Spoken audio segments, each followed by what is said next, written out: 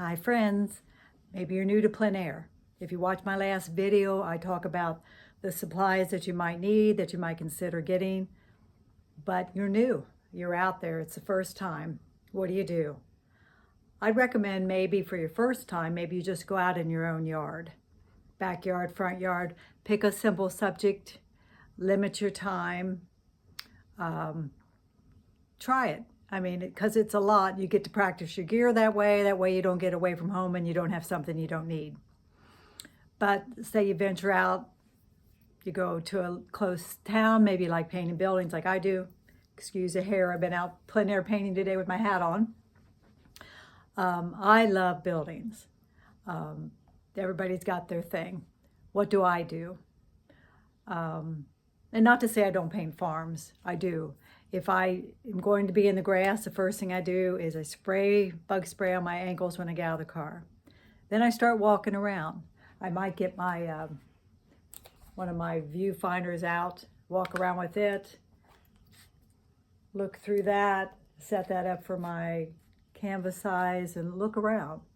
I take my phone with me and I shoot a lot of photos. Looking at photos is a real good way to see if there's something that appeals to you that you might want to paint. You can even set up your photo so you have a good composition. As you, for example, this sets to an 8x10. You know, you might set it to the 8x10. This is approximately 8x10 format.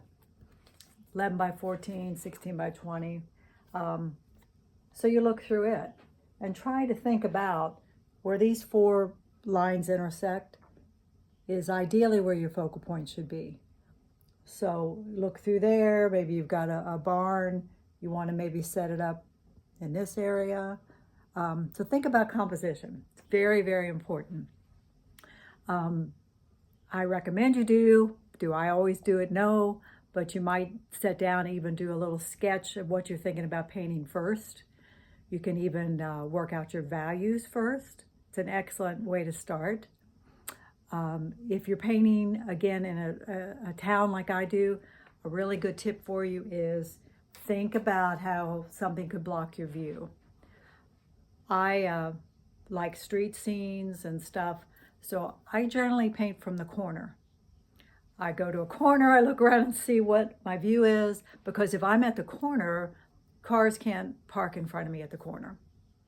So you either want to get on the side of the street that you're painting and paint, which can be a very interesting painting, or go to a corner where you can't be blocked. How do you start? I thin down paint and I do my sketch with thin down paint. You can use a pencil, however it works for you, but your sketch in the end is your painting. So it's very, very important, so think about that. I will generally do a sketch and I'll wipe it off if I have to. See if I like what I've got on my canvas. And then when I have the thin dark paint, I'll go ahead and a lot of times I'll block in those darks that I see first. You want to try not to chase the light. So block in, you can, to me, maybe people have different, they think there are rules. I mean, whatever you think works, but you can go after the light or the shadow, in my opinion. You can thinly block in that shadow pattern that you see with your dark while you're sketching, you know, and lay on your lights nice and thick. So that's usually how I go about it. What else did I want to say to you? But again, think about, you know, what could potentially block your view. Again, like I say, a sketch is a great way to start. I had something I wanted to tell you. This is old age, right? It just left my mind. But don't be afraid to wipe it off. I mean, start out that, again, you know, don't keep going and keep going if you feel like it's not working. And again, try not to chase the light. It's really difficult not to do that. It can be overwhelming when you're outside. That's why, in my opinion, not everybody uses them. A viewfinder is really nice. I use this and I put my brush up to it and I see where like I'm looking through this and I'm seeing my scene. Okay, like where does that road hit? Okay, it hits like right there. So then I make a mark on my canvas. So I kind of translate, not, not the whole sketch, but where things are landing. And then I proceed to put my sketch in. Like I said, and a lot of times then I'll put my darks in and then I'll go after the lights. So maybe don't start too complicated at first. Again, go out in the yard. That's a great place to start. Again, it's a practice run for all your gear to see if you have everything you need. I painted in my yard just because I wanted to, flowers that I loved or whatever. But get out there and try it. It can be very frustrating.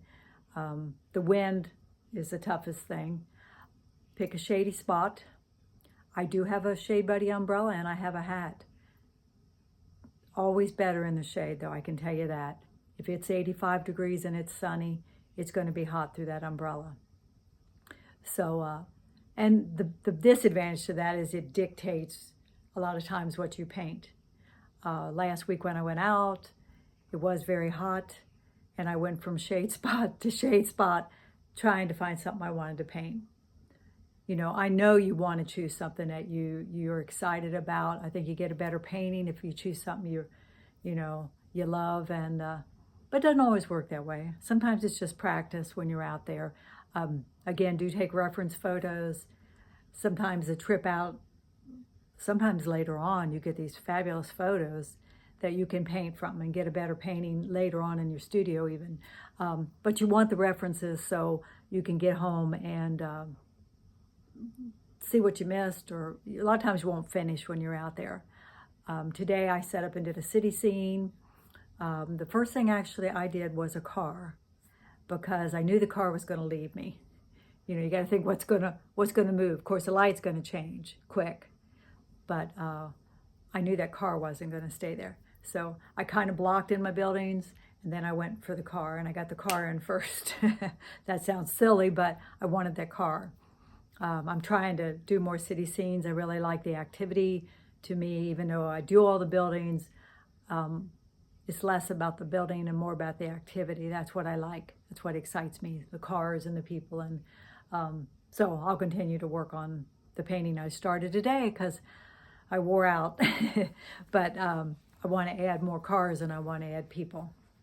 So yeah, whatever your passion is. But painting from life, whether it's a still life or it's plein air, is so good for you. When you stand, I'll tell you the difference. When you get outside to paint, say you take a picture and you take it in your studio, if you're standing out there painting from life, you kind of see into the shadows.